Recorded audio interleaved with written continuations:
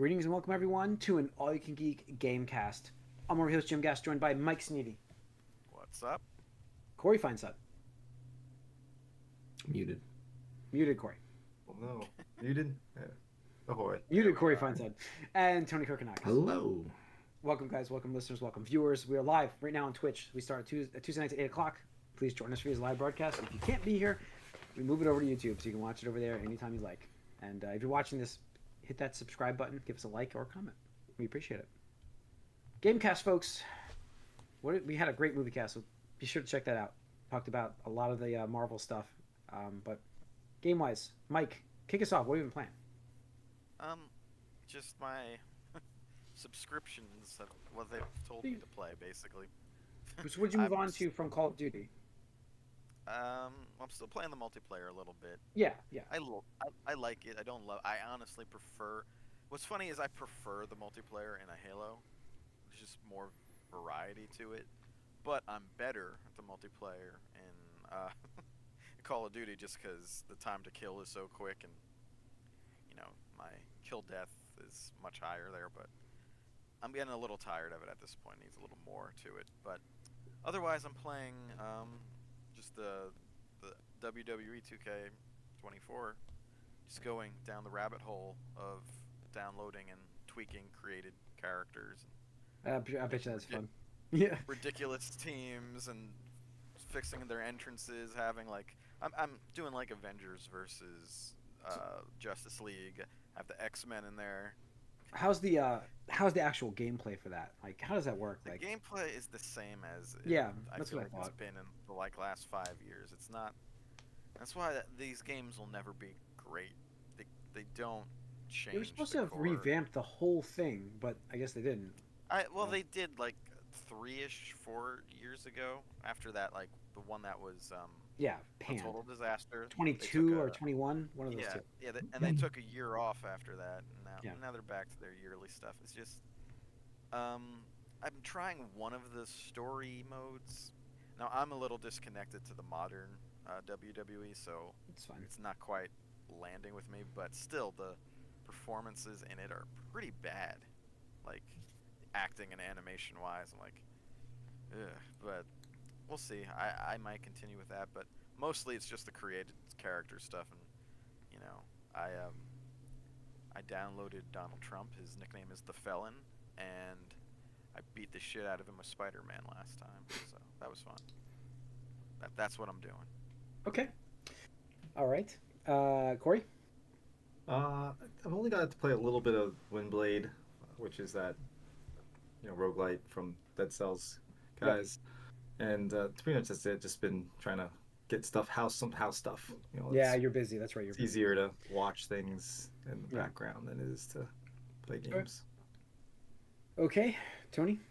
So I played two things. One was the demo for Stellar Blade, which is that Korean developed pseudo Bayonetta, pseudo. How does that compare? Because you're a big Bayonetta fan, so it's like I would say it's slower than Bayonetta for sure. Maybe on par with Nier, or maybe a little bit slower. If anything, I found myself struggling because I'm so used to hey, you see the wind up of something, just prepare to get that button done, press the dodge or whatever like that. Whereas instead of I'm pressing it so early because I'm there is a wind up to this where it's feels more like Elden Ring or Souls, right, and stuff like that. Yeah. So that's getting getting used to. It's an hour-ish demo and stuff like that, but it's really fun. The story is a little interesting so far because it's a sci-fi.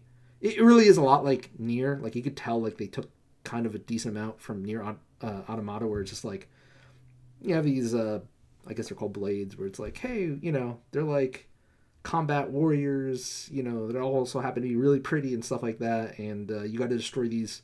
Instead of robots, it's mutations, I guess, or whatever. But it's fun. The Nier, speaking of, the collaboration is coming, I believe, at the end of the month or beginning next month. So that's why I'm prepping for it. I'm expecting a Black Friday sale, so I'll probably pick it up then.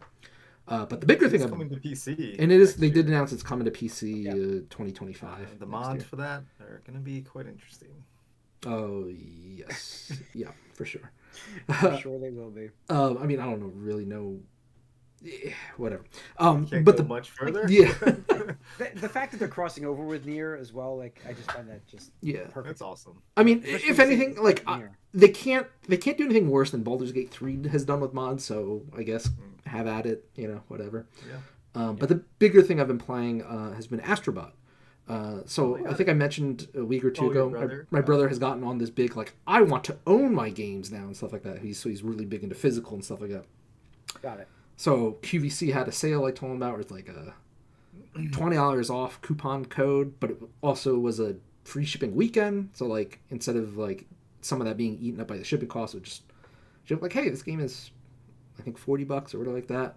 And then he went on a week-long vacation, and I was like, yo, can I borrow this? Hasn't even played it yet. Hasn't even opened it. It literally got in the mail when I was over at his place.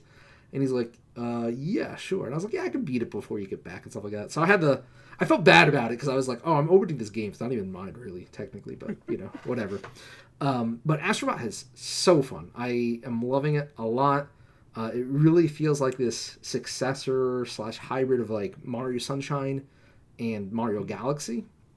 And this might come across as a criticism, but it's not, or, like, a big one anyway. But it's like, there are, like, straight up, like, segments and power-ups and whatnot from either or both of those games. I'm like, this is just that power-up. Like, this is literally just the cloud power-up, but it's grass. I think you're, like, making a plant platform and stuff like that. But, like, in Mario, it's like, you made a cloud, and you can stand on the cloud for a while and stuff like that. But it's really fun. It's colorful, whimsical, lighthearted and stuff like that. And if anything, like, this is just showing me, like, this is a game that Sony needs in their portfolio just to have that diversity because, again, as I've kind of criticized over the past couple of years, it's like, everything is a third-person action, adventure, sad dad or sad dad adjacent storyline. I'm just like, I can't keep playing as these freaking white dudes having, like, either actual children problems or, like, adopted children problems. Like, give me something else. So, for me, it was probably the best thing they've done since Spider-Man? Spider-Man 1? Wow. Or maybe Ghost. I really like Ghost a lot. But either way, it's probably the best thing that I've appreciated for either of those. That's what everybody's been saying. So it's cool. Yeah, I'm about, I would say, a third of the way through. It's not like a very long game at all. If anything, that's my one criticism, though, where it's like, I'm like, and there's like a weird Pikmin element to it, right? Because like you're collecting other bots, I guess, that were stranded on planets and stuff like that. And when you rescue them, you send them back to this like planet or moon or whatever where like your ship is and stuff like your PlayStation 5 ship. Yeah. And it's like, oh, you got to like direct them to go to things and either fix the ship or like get to other parts of the moon to access new locations. I'm like, this is Pikmin. Like, this is literally Pikmin.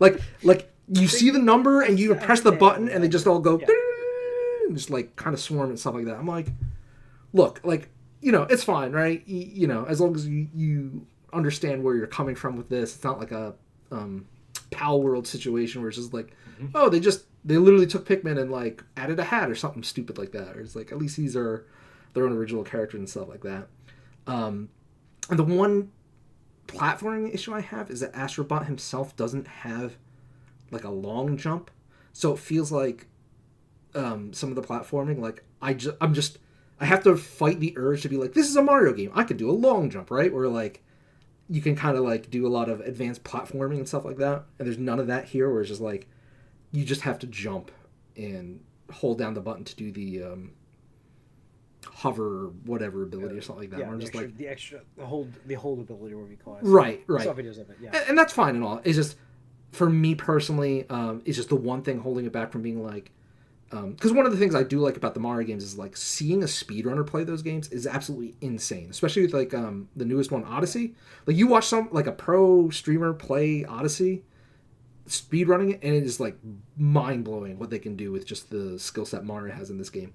And I wish Astro Bot had that, but I understand it's their first game like this, so I'm really hoping that the sequel, which I imagine they will be doing, if they're not already working on already, I'm hoping to see more of that in the sequel. But fantastic game, definitely deserving of the reviews, stuff like that. I will say, and I want to go on the record now, if this does win Game of the Year award, I'm going to be a little sus of the game media, because I'm just like, You didn't give it to Mario Sunshine. You didn't give it to either Mario Galaxy. You don't give it to Mario Odyssey. Like, Astro Bot comes along and does it, and now you're like, oh yeah, platformers are cool. It's like, I'm just like, really? Like, platformers have been cool. We'll see. Like, it's, We'll see what they do. I'm getting ahead of I myself. don't see it winning. I don't see it getting.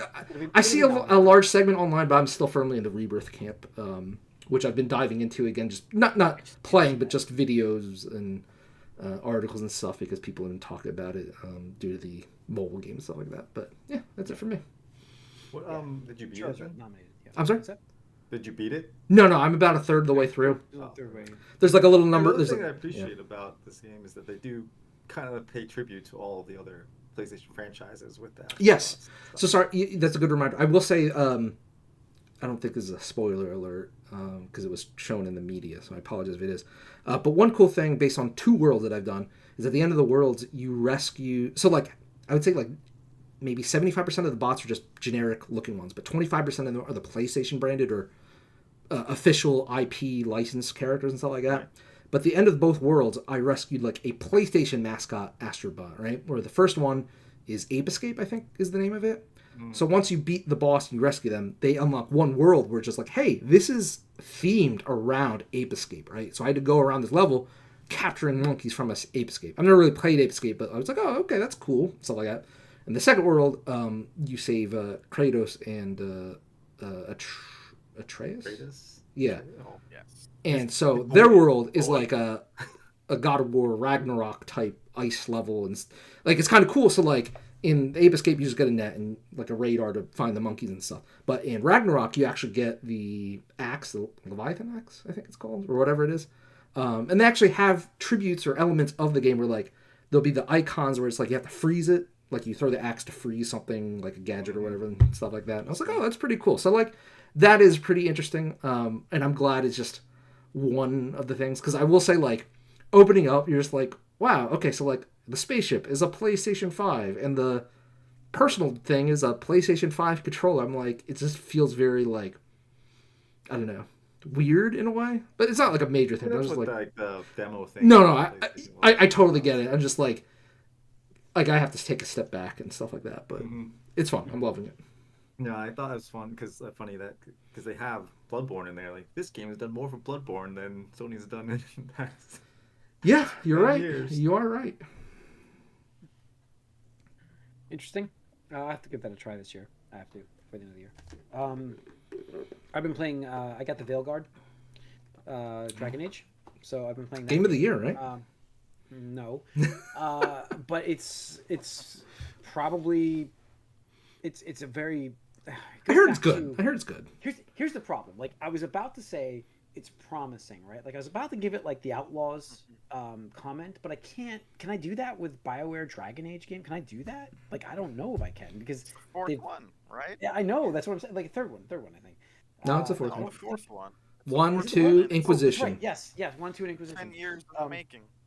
Yeah, like I just like it's. There's nothing wrong per se, but there's nothing great per se. You know what I'm saying? Like, look, Chiro, yeah, I'll address that in a second. Like, the game is so far the sub characters are actually very interesting. I do like having your party, like talking to them and fleshing out their stories. So that's a huge positive. Like that's big because that's a BioWare game in my opinion. That used to be what made them click. That was it. Like interesting sub characters. Good side quests for those. You want to go in and you want to find out more about them. Like that's what you want, and you get it. But I can't put my finger on what the problem is with the voice acting. But there's something wrong with the voice acting. Like it's not delivered properly. Yeah. Or it's not like that's the best way to say it. And it's not like they're bad. Like I can't say it's bad voice acting. It's almost like they don't fit who they should be playing. Maybe that's what it is. Like they just don't fit. It's throwing you out of the yes, it throws you out of it. What's that, Mike? It's more the performance than the writing. Yeah, I don't think it's writing. I think it's delivery. Yeah, I think it's delivery more than anything. Is it the fact that they use a bunch of modern terms? Yeah. In a old-timey sort of setting. Yeah, maybe that's what it is. Because again, I haven't played it, really part. But I did watch a streamer play it pretty significantly the first weekend it was released, a couple hours. And again, like it's not like bad, but when you hear these characters talk, I'm just like, when and I can't help it, right? And I know people hate the Dragon Age Origins fans because like we're like kind of like Origins only, like that's it. But I'm just like when I think back about my Origin experience to like Veilguard, just like is like two completely different universes. Like I can't wrap my head around like, hey, this takes place in the same world and stuff like that because it's so vastly different. And when the characters talk, my biggest thing is like I just feel it's gotten quippy to the point where I'm like she was fighting the streamer, she was fighting a boss, and all the characters are just kind of quipping, and I'm just like, what the fuck are we talking about here? And I made a joke on our Discord about it being like very Guardians of the Galaxy, right? Where just like, oh, like in Guardians of the Galaxy, that absolutely fits because that's what those characters do, right? Like you're fighting a boss, but you're making a joke about it. In Dragon Age, I personally don't care about that. Like I think it kind of misses with the tone of it. Where it's like you're always talking about like a world-ending like thing, and it's like you're making ripping a tear in the world, and then like these gods come out, and you're like, and there's quips happening, and like there's times for that, and I'm sure you can't have it all serious. Yeah. I'm not saying it feels like it's just too much of it. Yeah, like it's just too much, and it's like I don't know, just some of the choices for voice actor. I don't know. I have no problem with accents, but like the one actress is like sounds like she's out of Fargo, and I'm just kind of like, I can't. I keep laughing every time she talks, and I'm just like I can't. And I do think it combines with to be serious. Yeah, and I think it does combine with the art direction because again, I'm not saying it's bad, right? But it just doesn't fit in my mind. So with the combination of like you have this Pixar DreamWorks animated like kind of proportions with this voice work, it's just like I just can't take it seriously. And I know it's a game and stuff, and it's not like I expect high writing, but I'm just like I can't even look past that to be like, oh man, like things are bad, like you know the world could end. I know if we don't catch Solus, blah blah blah. But I'm just like, there's no worry about that in my mind. It's like, yeah, everybody's gonna make it out of this. Everybody's gonna be scot free and stuff like that. And there's this point where this character, I'm not gonna spoiler that, but it's like this NPC that's like, oh well, you know, we're gonna do things my way. And it's like the gruntled, you know, military-ish whatever, and it's like I'm taking the credit and blah blah blah, and it's like that person, oh my god, wow, the thing wasn't dead and it killed him. I'm like, it's so fucking cliche, man. It just feels so lazy, like in terms of whatever. And that's just my personal opinion. The few people I know that are playing it are enjoying it, so happy for them. Happy if it's mildly successful for BioWare, so they don't become just a Battlefield fucking farm support studio. But for me, I'm just like, this isn't for me. I'm gonna say that like combat wise, it's very good. That's good. Hit that so far.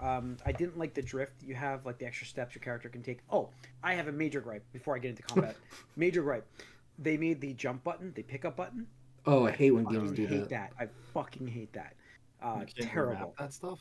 I might have, but by default, it's just frustrating. I haven't looked at that yet, but I played about 5 or 6 hours now, and the combat's been very good though. I would say I'm gonna say maybe God of War more like it actually.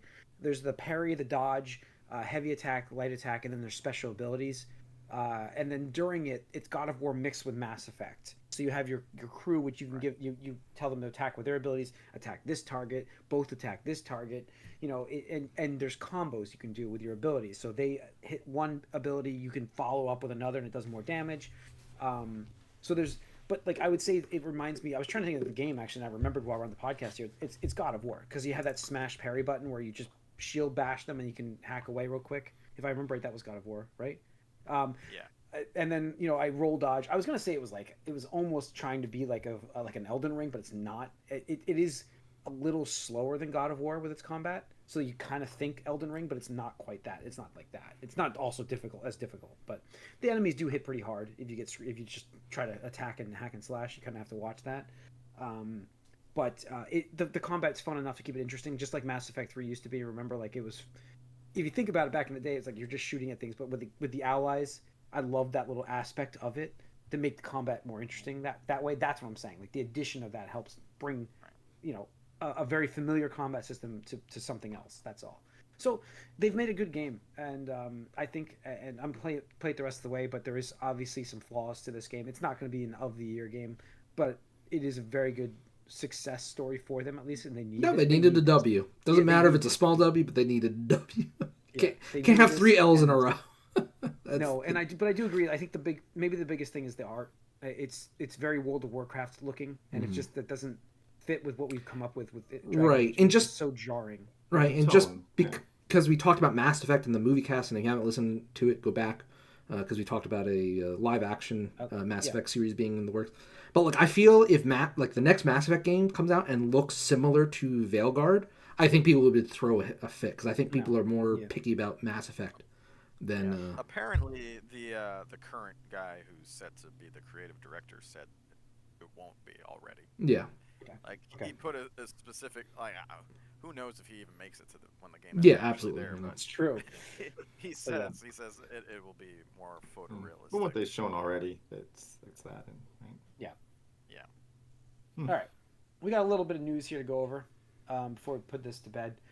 Let's see, PlayStation consoles. So the slim consoles actually. Slim console. Digital is going to be starting at $379.99. That's for the holiday season. Holiday right? season ending Starting December now? 24th.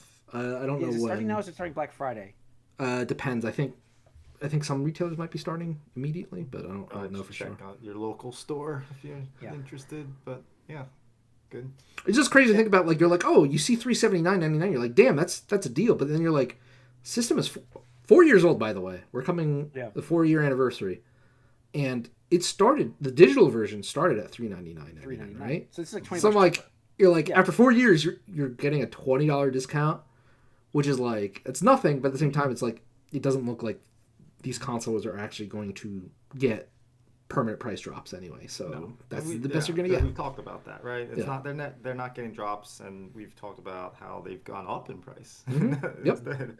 So it's like, okay, well, at least here's something. Again, it goes back to the cost of the system coming out soon. They're all going to be record-setting, like very expensive consoles, and they're not going to drop in price because cost of goods have gone up. Cost of goods are going to go up more, and it's going to be very expensive next generation for consoles. No, Jim. The tariffs are going to take care of that.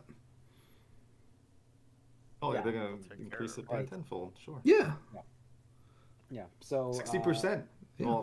Tariffs on imports for gaming things is we're gonna get those companies to pay for it, not a good combination. just like the wall over Mexico. Yeah, and that'll be passed down to us, the gamers. Thank you. The thing that bothers me though is just like real quick a tangent. Yeah, go ahead. And I've said it before, but like I don't mind if a system is going to be expensive at launch, right? Like, and you're not going to price drop because actually, if anything, like I feel that makes me want to buy it sooner, so I get more value out of it over the long period, right? Whereas if I get a system and it price drops to half in like a year or two, then I'm like, oh, I had early buyer's remorse because now I can just buy the games for cheap. I could have waited and stuff like that. But the thing that bugs me is that how you need online play, like you need to pay for online play, and that's why I'm just, unless it's a single player game, I don't want anything on my PlayStation. Like Astro Bot's fine, that's great. Or Spider-Man, that's fine. But like Street Fighter, Monster Hunter Wilds, I'm getting those games on my PC because I don't have to fucking pay for those things. Yeah. And it's just a huge barrier to entry, especially if you think about it over the course of the system's lifespan. You're paying absurd amount. You're almost paying the console price if you stay subscribed the whole time. Yeah, no, that's true. I mean, honestly, like my thought, like I said when they announced the PS5 Pro, that's your PS6 price. 100%. It's not higher. 100%. Yeah. Absolutely. And then the funny part is, you think about it, like let's say Microsoft undercuts them by even $100 and it's $599. Does that really matter? No, doesn't to matter. anybody? Doesn't matter. Yeah, you're still in the astronomical if anything, price for consoles. If anything, I would think people would be wary that it's inferior because of that. I really do. Like, where it's like, why is that $100 cheaper? Oh, well, you're still dealing with like $600. Yeah. Like even at it's $100 cheaper, but you're still dealing with $600 for a console. What? No? Yeah, that reminds me. What did the PlayStation? What was Sony's PlayStation 3 $599 pitch that? Yeah, I know, but what was their pitch that it was? The cell technology was more expensive. Any better than what the 360 was? Yeah, they're like the PS3, the power of the cell. It's that was it. Plus Blu-ray was the new format and stuff like that. Yeah. And it has hardware built-in backwards compatibility instead of software-based. That's right. Yeah. Their first set was, yeah. So, all right. What else we got here? Marvel Rivals. So, Marvel Rivals is in the news, and maybe not for the good things, but this is allegedly, employees at Marvel Rivals developer Netease have been arrested for laundering up to $139 million. So, yes, this is news, but at the same time, I think this I forget what the site was that was reporting on it.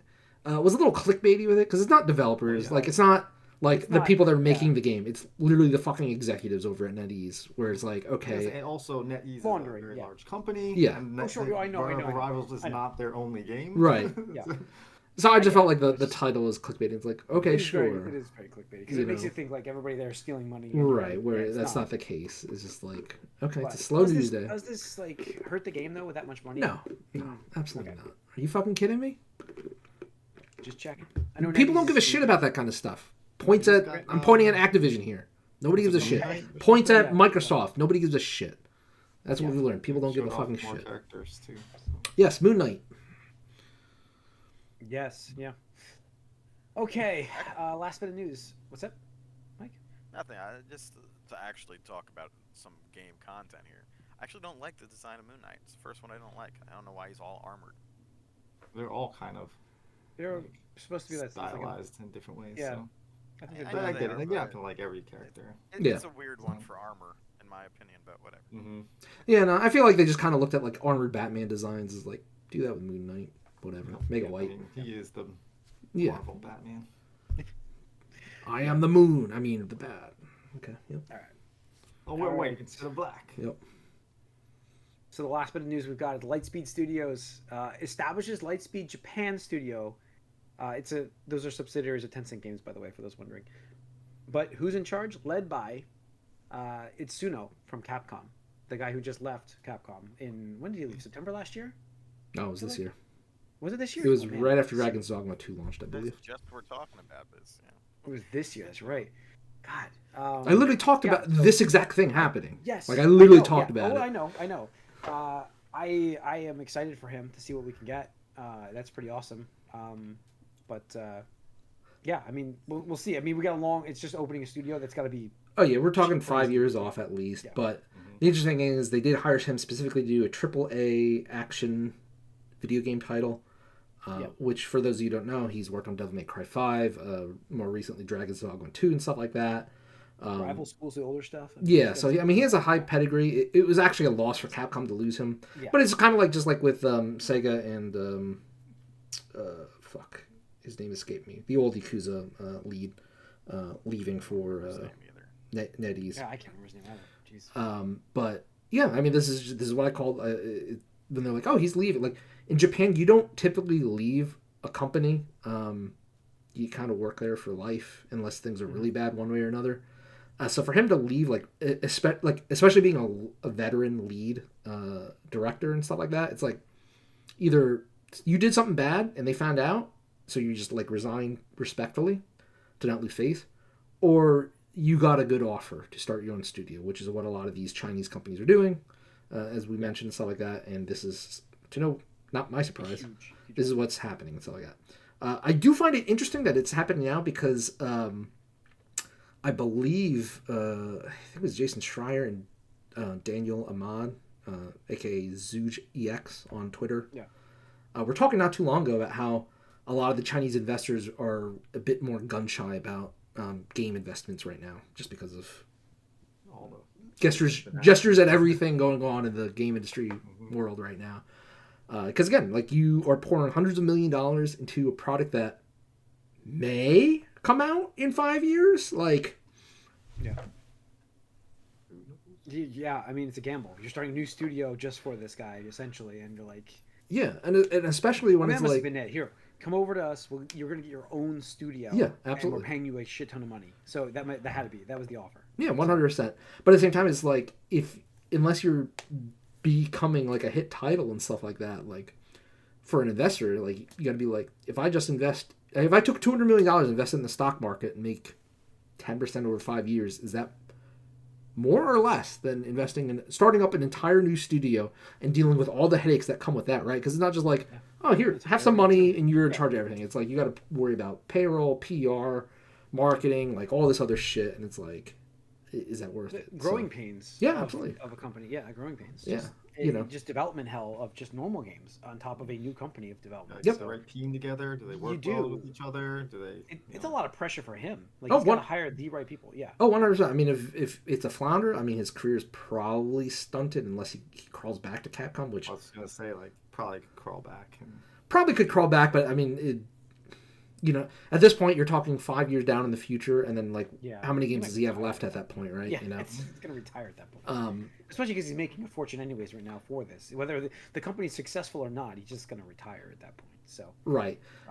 And I will contrast that with because we talked about it, the Stellar Blade Studio, the Korean company. Yep. Name escaping me off the top of my head at the moment. But they did fantastic with that game, right? They knew what they wanted to do. Yep.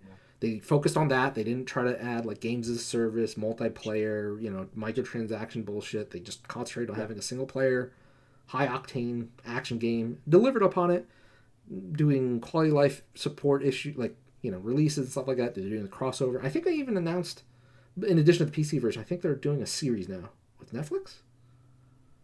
Question mark? Gotta get that IP, man. I think they just announced that. You're right. It's gotta be Netflix. It's gotta be Netflix and stuff like that. Yeah. So there you go. You're just making a new IP and supporting it, and you got to do it. You got to pull in these people. That budget was a lot lower than what this game's. Oh yeah. So 100%. That's the scary part for this one. Yep. So. I mean, and then just to end it on something else, I didn't put on the news, but Nintendo did have a direct this week. But it wasn't a game direct again. And I said this last week, right? I was like, there's probably at least another thing. There's some coming, right?